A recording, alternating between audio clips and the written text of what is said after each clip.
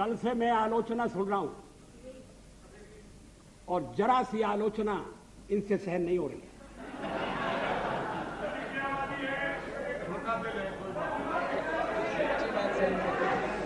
अगर मतदाता ने किसी एक दल को स्पष्ट बहुमत नहीं दिया तो क्या मेरा दोष है?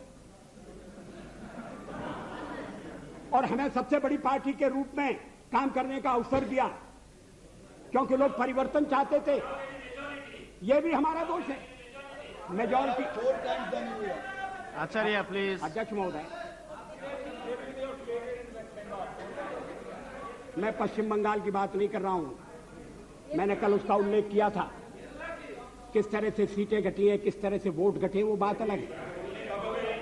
Come back to power with 2/3 majority. Don't forget. For the fifth time. I think it's okay.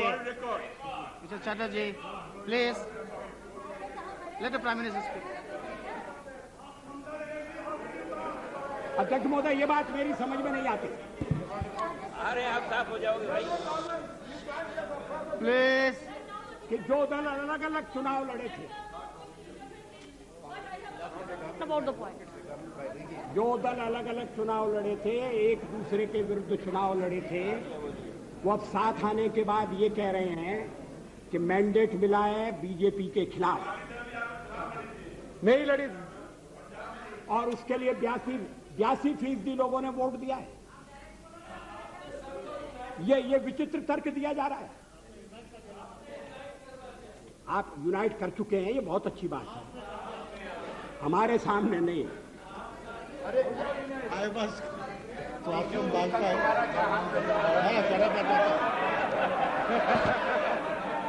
देखो 2 जगह जीत का है, दो पार्लियामेंट से जीत का है।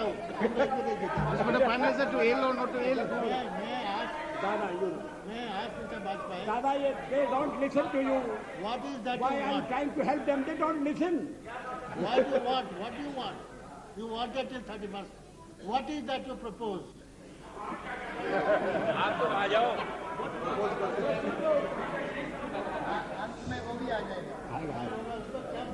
Have some patience. Let the Prime Minister continue. Please continue.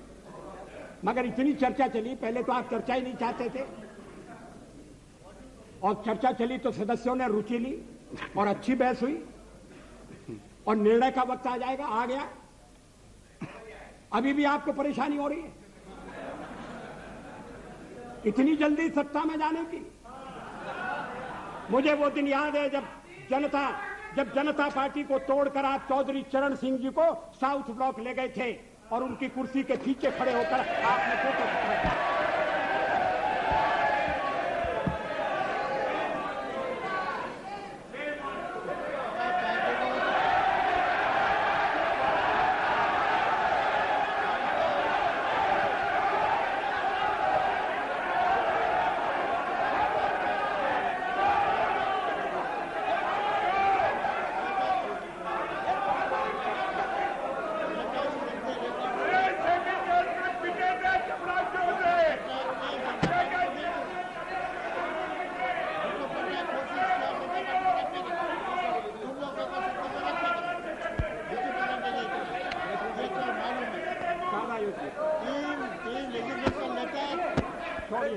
तोड़ने का काम किया क्या?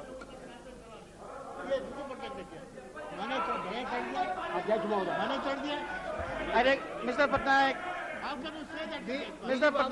प्राइम मिनिस्टर बोल रहे हैं। Mr. Patnaik, please sit down. Let the Prime Minister continue, please. अध्यक्ष महोदय, मुझे अपना बहुमत बनाने के लिए जो समय मिला था, मैंने उसका उपयोग किया।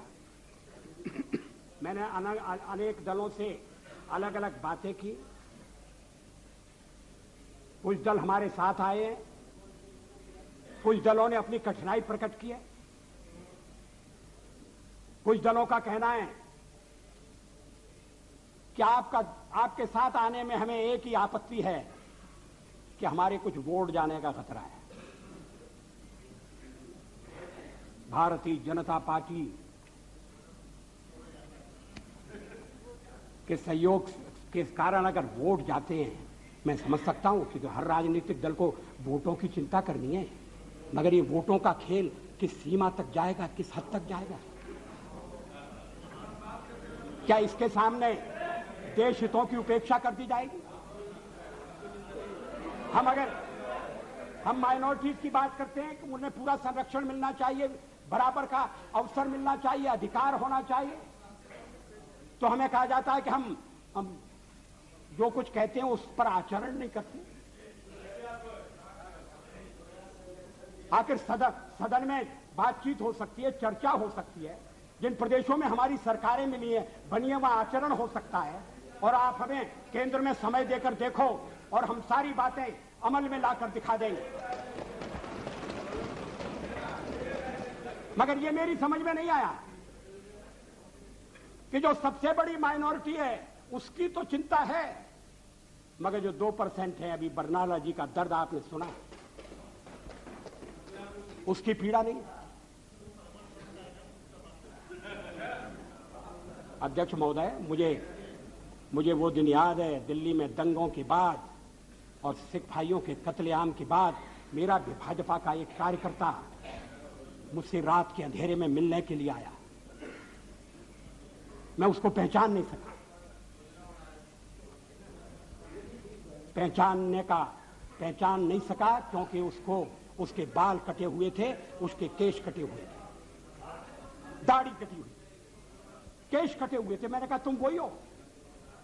तुमने ये क्या रूप बनाया? रात में क्यों आए हो? चुप कर क्यों आए हो? चोरी छिपे क्यों आए हो? कहा मैं दिन में आपके पास नहीं आ सकता, मैं केश धारण करके बाहर नहीं निकल सकता, इसलिए मैंने केशों की बलि चढ़ा दी है। मैंने दाढ़ी से भी मुक्ति मांग ली है और मैं रात को आया हूं आपके पास अपना दुखड़ा रोने के लिए, अपनी व्यथा रोने के लिए। उस समय हमने दिल्ली के सिखों की वकालत की थी, चुनाव में हमें घाटा हुआ।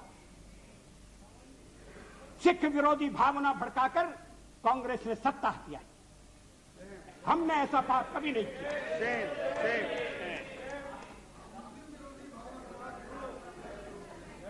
दोनों गलत है।